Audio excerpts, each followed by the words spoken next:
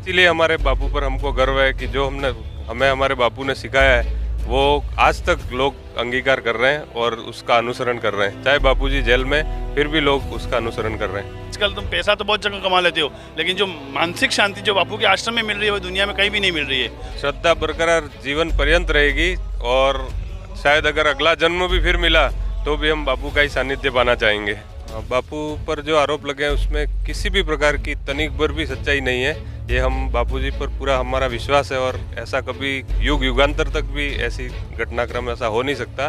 लेकिन राजनीतिक षड्यंत्र कहें और किसी बाहरी शक्तियों का षड्यंत्र कहें, दोनों का मिला जुला षड्यंत्र और बापू को जबरन जेल के अंदर फंसाया हुआ है। हाँ, 100% आएंगे बापू। बापू आना ही है और आएंगे और हमको दर्शन देंगे। बापू ने सोमनाथ के शिविर में भी बोला था कि मैं वापस एक बार आऊँगा यहाँ पे, तो बापू 100% आने वाले हैं। संत आसाराम जी बापू 9 सालों से जोधपुर की जेल के अंदर है, उनको आजीवन कारावास तक की सजा हो गई, लेकिन भक्तों की श्रद्धा में रति भर भी कमी नहीं आई।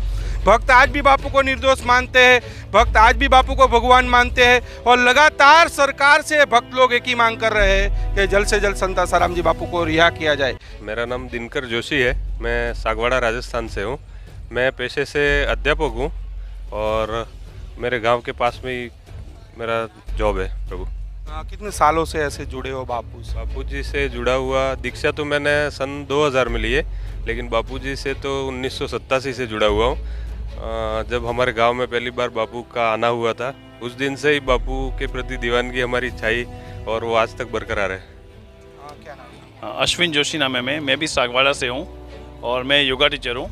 मुंबई में जॉब करता हूँ। अभी 1.5 साल से कोरोना है तो राजस्थान में स्टे कर रहे हैं अभी, तो वहीं से मैं आया हूँ। कितने सालों से आप? मैं बापू से 91 में मैंने दीक्षा ली है, पंचेड़ आश्रम में, स्टूडेंट शिविर में, जब मैं 7वीं में था। अभी 43 का हूँ मैं, यानी लंबा समय हो गया। क्या कहोगे जो बापू पे आरोप लग रहे हैं, बापू जेल के अंदर है, उसके बारे में क्या? बापू पर जो आरोप लगे हैं उसमें किसी भी प्रकार की तनिक भर भी सच्चाई नहीं है। ये हम बापूजी पर पूरा हमारा विश्वास है और ऐसा कभी युग युगांतर तक भी ऐसी घटनाक्रम ऐसा हो नहीं सकता। लेकिन राजनीतिक षड्यंत्र कहें और किसी बाहरी शक्तियों का षड्यंत्र कहें, दोनों का मिला जुला षड्यंत्र और बापू को जबरन जेल के अंदर फंसाया हुआ है।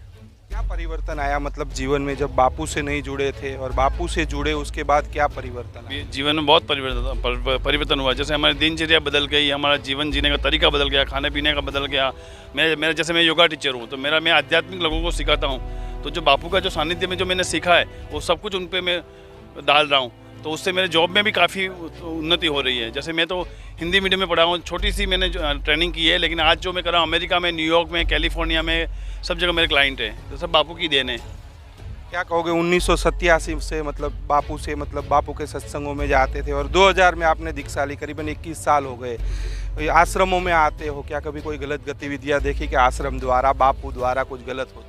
नहीं, आश्रम में कभी भी किसी भी प्रकार की आज तक हमने आश्रम जैसा अनुशासन, बापू के आश्रम जैसा अनुशासन तो शायद विश्व में किसी भी जगह पर हम नहीं देख पाएंगे। और इसीलिए हमारे बापू पर हमको गर्व है कि जो हमें हमारे बापू ने सिखाया है वो आज तक लोग अंगीकार कर रहे हैं और उसका अनुसरण कर रहे हैं। चाहे बापूजी जेल में, फिर भी लोग उसका अनुसरण कर रहे हैं। श्रद्धा बरकरार जीवन पर्यंत रहेगी और शायद अगर अगला जन्म भी फिर मिला तो भी हम बापू का ही सानिध्य पाना चाहेंगे।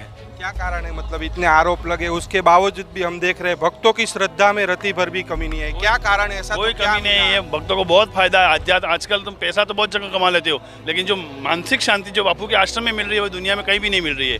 हमारा जीवन, हमारा उद्धार हो गया कि बापू के चरणों में हम बैठे हैं, उन्होंने हमें दीक्षा दी, वो बहुत बड़ी बात है। सबके नसीब की बात नहीं है कि दीक्षा सबको मिल जाए। मतलब आरोपों में कोई सच्चाई नहीं, जरा भी सच्चाई नहीं है। क्या मांग करोगे सरकार? बस वही, अति शीघ्र बापू चाहे तो एक सेकंड में आ सकते हैं, ऐसी बात नहीं है। वो तो भगवान है, भगवान का रूप है, लेकिन जो कानून है उस हिसाब से वो कानून का सम्मान कर रहे हैं, इसके लिए अंदर हैं। क्योंकि देख रहे हैं आज नेता हो, अभिनेता हो, सबको छोड़ देते हैं, लेकिन बापू को देख रहे हैं 8 साल में 1 मिनट तक की राहत नहीं मतलब, तो दुख तो होता होगा। बहुत बड़ा षड्यंत्र है, दुख तो होता ही है। हमारा भगवान है और हमारे माता पिता जो भी गिनो तो सब कुछ बापू में है, कुछ भी नहीं। पक्का विश्वास, हाँ 100% आएंगे बापू आना ही है और आएंगे और हमको दर्शन देंगे। बापू ने सोमनाथ के शिविर में भी बोला था कि मैं वापस एक बार आऊँगा यहाँ पे, तो बापू 100% आने वाले हैं। क्या कहोगे सरकार से, क्या मांग करना चाहोगे, क्या हमारी कहना चाहोगे? भारत के प्रधानमंत्री जो हिंदूवादी पार्टी से हैं ऐसा हम मानते हैं, तो भारत के प्रधानमंत्री से हम हमारी विनती करना चाहेंगे, करबद्ध विनती करना चाहेंगे कि जल्द से जल्द बापूजी के बारे में कोई भी फैसला लिया जाए और बापूजी को राहत दी जाए, क्योंकि उनका शरीर भी बहुत ही पीड़ा में है और हमसे जब वो कोर्ट और हॉस्पिटल जाते हैं हमसे देखा नहीं जाता है। तो सालों से संत आसाराम जी बापू आश्रमों में आते हैं, उन्होंने वही बताया मतलब कि जो भी आरोप लग रहा है आरोपों में कोई सच्चाई नहीं। और सबसे बड़ी आश्चर्य की बात, संत आसाराम जी बापू 9 सालों से जोधपुर की जेल के अंदर है, उनको आजीवन कारावास तक की सजा हो गई, लेकिन भक्तों की श्रद्धा में रति भर भी कमी नहीं आई। भक्त आज भी बापू को निर्दोष मानते हैं, भक्त आज भी बापू को भगवान मानते हैं और लगातार सरकार से भक्त लोग एक ही मांग कर रहे हैं कि जल्द से जल्द संत आसाराम जी बापू को रिहा किया जाए। कैमरामैन अंजनी के साथ नीलेश ठक्कर, सूरत से।